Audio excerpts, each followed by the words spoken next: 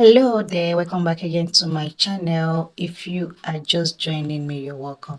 So yeah, I'll be showing you how you can make this dress for yourself or for your clients. If you're yet to subscribe, please subscribe to this channel. Like, comment below where you're watching this video from. So here is the vintage fabric I'll be using.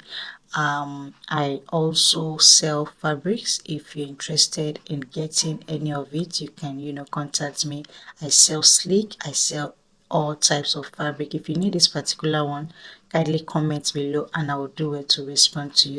So let's get into it. The length I'll be using for this tutorial is 40 inches, and then I'll add 3 inches to this. Remember, this is a very fluffy fabric, so you don't want it to look too short after making it. So just make sure you get just like the way you do your boo. So this is just like a boo gown in a short form, and a bit of a line. So just free, it's just free kind of gown. You don't call it boo, you don't call it a line. So it's just free and smart. So yeah, as you can see, I already folded it into 4. This is both for the back and the front. So I'll start by outlining it now. This is the neck depth. I'll be using 3.5 inches for the neck depth. I'll go in by 3 inches for the neck width. So and then I will be taking the shoulder to shoulder now. I will add it up with 5 inches, making 8 inches, and then from this area here I will go down by 1 inches, which will stand as the shoulder slope. So after doing this, the next thing I will do, I will take my pattern master now and then I'll connect it from this neck width to meet up with the shoulder slope, as you can see me doing in this video.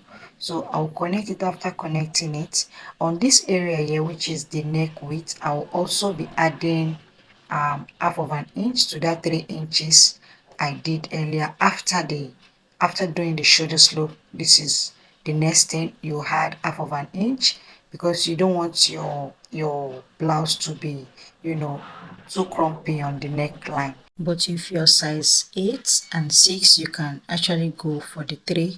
So on this line, which is from the shoulder slope downwards, you measure your armhole, and how you get that is your bust measurement, dividing it into 6, and then you add 2 inches.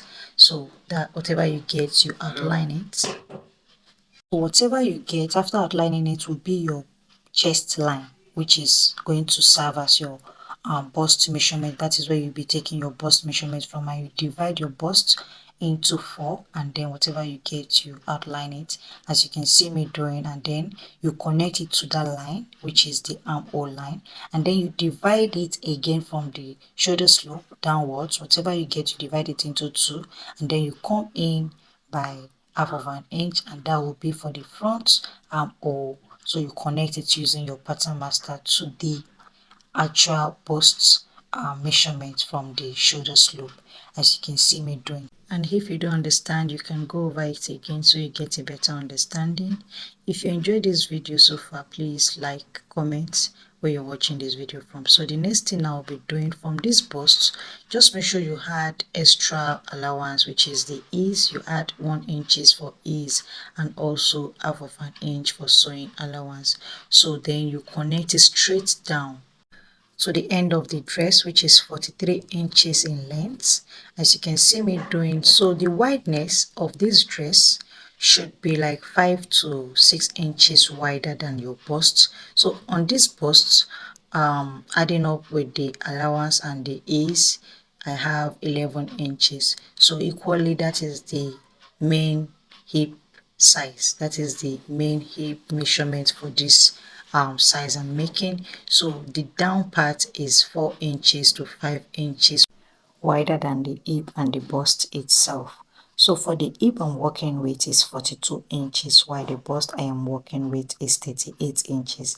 But it's a free dress, so I added sewing allowance and ease to the bust. So here is the hip line, which is 42 inches, and I added ease after cutting it out. So here is, you can see this is 11 inches after adding the sewing allowance and the ease. So I hope you understand. I will just explain this again. So the down part should be wider, like in maybe the down part is 16 or 15 inches, while the bust area will be 11 inches. I hope you understand that now. So I'll cut out this neck depth now, connecting to the neck width. So that's for both the back and the front. So I'll take out one of these patterns now, so I can, cut out the back. So here is the back. So I'll work on the back now. I'll go down from the neck depth by 3 inches, and then I'll design it because I want it to be lower. So I'll just slant it before redesigning it. So I'll design it now, as you can see me doing. So I'll just give it a bit of shape. I wanted it to look like a kind of sweetheart neck on the back of the dress. So this is just a special design. You can actually design it on anyhow you want. So this is how the back is looking like. So the next thing now is the sleeve cutting. So if you notice on the bodice, I place the pattern of the dress straight, while this one is horizontal. I don't know if you understand, like I'm folding it now. You can see the way the pattern is. So this will give you ready to wear a kind of stylish, because you're not adding anything. So this is like a bonus I'm giving you. So you're not adding anything to this. So you have to make sure it comes out well, so when they see the design, it will attract people that want to buy or purchase it from you, or your customer or your client. So now I already draft out the, chalk out the length and the wideness of it. So this is just it where I want the length to be, so it does not have any puff or anything. So that's all about the cutting. So guys, now I'll take the bodies, and then the front bodies, I'll be cutting out the armhole, which I went in for half of an inch the other time. And after doing this, I'll go and finish this up by joining everything together and come back and show you all how it is looking. So here is it. This is almost the finishing part. So I already stitched the sleeve into the bodies, also with the shoulder, as you can see. So I already turned the necklines with the bias, as you can see. So that is the loop for the back. You remember I put a slit at the back end, so I added a loop, so it gives it that beautiful design at the back. So you can also add button, but I think the neckline is wide enough before for button.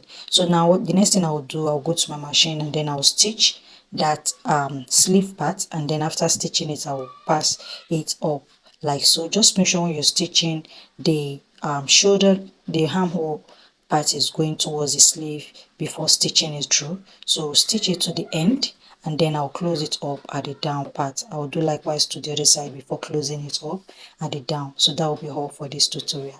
Thank you guys for watching. Please, if you haven't subscribed, kindly please subscribe to this channel, like, comment below. Please always help me to comment under my post. Thank you guys. Until I see you again in the next one. Bye.